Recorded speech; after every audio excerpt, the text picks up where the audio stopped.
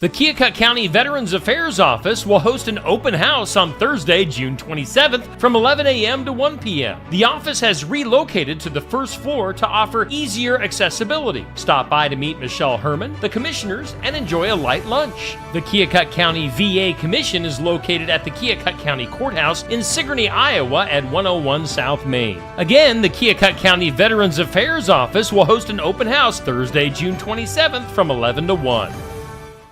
The 4th annual Travis Greiner Memorial Tractor Ride is Saturday, June 29th. Sign-up begins at 6:30 a.m. behind Greiner Crop Service, east of Keota Water Tower. Free will donation. Includes lunch and snacks along the ride. Proceeds to Area 4-H and FFA fairs. The ride leaves Keota at 7:45 and will be a 60-mile round trip.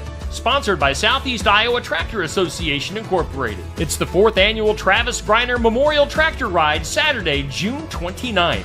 And if you don't have a tractor, come and watch along the route. Contemporary Christian artist Leanna Crawford is coming to the Watch Year Opera House in Watch Year, Iowa, Saturday, June 29th at 7 p.m. Doors open up at 6 p.m. Advance tickets are $15 plus tax, $20 at the door. Hey, it's Leanna Crawford, and I am so cheery to be coming to What Cheer, Iowa. It's going to be such a sweet night of music and praising Jesus together, and I cannot wait to see you there. All proceeds to support the Tri-County Food Pantry, brought to you by the Watch Year Methodist Church. Ticket information can be found on the Watch Year Methodist Church Facebook page.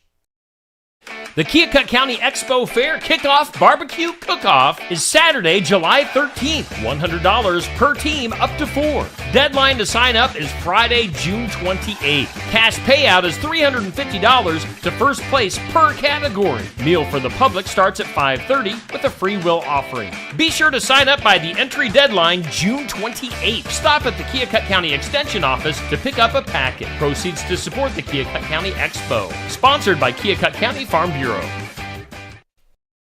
When it comes to fertilizer, the last 2 years have been spent talking about volatility and global unrest. But the trends are changing as prices are being reset and there's more confidence on where the needed fertilizer supplies are coming from.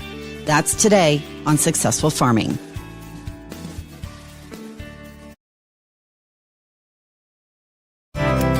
Most hay fields are ready to cut. Hi, I'm Jody Henke. Toxic weeds can easily take root, so be sure you know what you're baling to avoid poisoning your livestock as you're living the country life. Living the Country Life. Ideas and inspiration for your place in the country.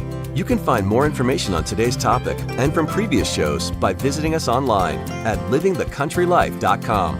We'll return to the show after these messages. Successful Farming presents the 15 Minutes with a Farmer podcast. In each episode, a successful farming editor has a quick conversation with a farmer, chock full of stories and advice from their area of agriculture. They're interesting, educational, and perfect for your busy schedule. Search for 15 Minutes with a Farmer wherever you download your podcasts.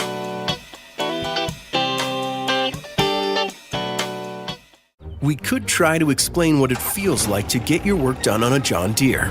The way a Z-Track mower finishes in half the time you thought it would. Or how much easier it is to move mountains of soil with a 1 Series tractor. We could even go into detail about how it feels to tow up to 4,000 pounds behind a Gator XUV. But if you really want to know what it's like to run with us, you just have to get in the seat.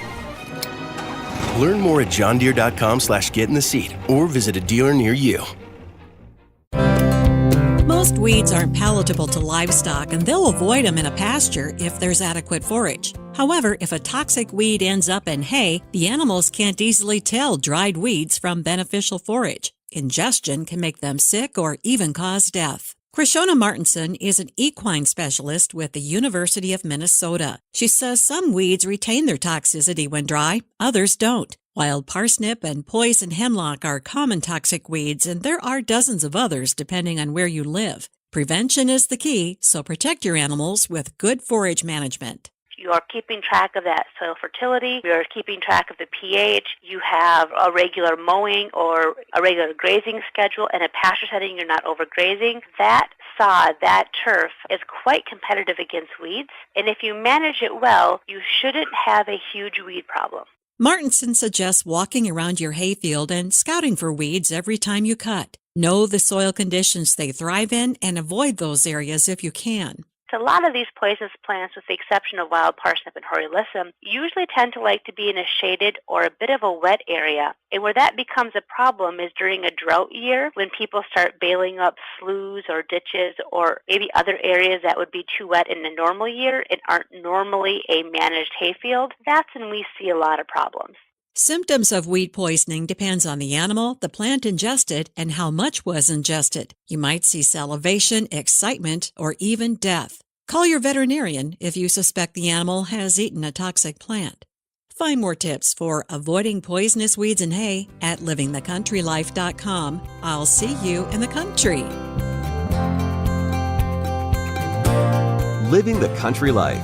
Ideas and inspiration for your place in the country. You can find more information on today's topic, share your tips, and post photos by visiting us online at livingthecountrylife.com.